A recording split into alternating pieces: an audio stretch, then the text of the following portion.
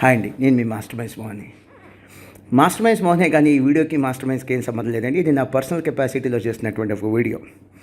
ఈరోజు ఒక ఉన్నత అధికారి, రాష్ట్రంలోనే ఒక ఉన్నత అధికారి, ఆయన మన స్టూడెంట్, ఒక పేరెంట్. ఆయన నన్ను కలవటానికి వచ్చినప్పుడు నవ్వుతో ఒక విషాదాన్ని పంచుకున్నా ఆయనతో.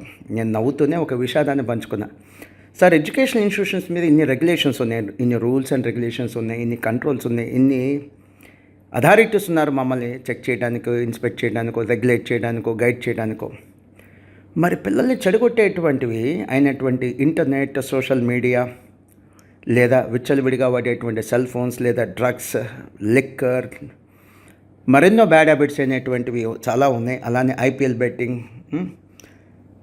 బైక్ రేస్లు, వీటి మీద ఎందుకు సార్ అంత స్ట్రిక్ట్ రెగ్యులేషన్స్ లేవు అన్న. నేను ఎలా అయితే నవ్వుతూ క్వశ్చన్ అడిగాను, ఆయన కూడా నవ్వుతూ సమాధానం చెప్పారు. ఏంటో తెలుసా సమాధానం? సైలెన్స్.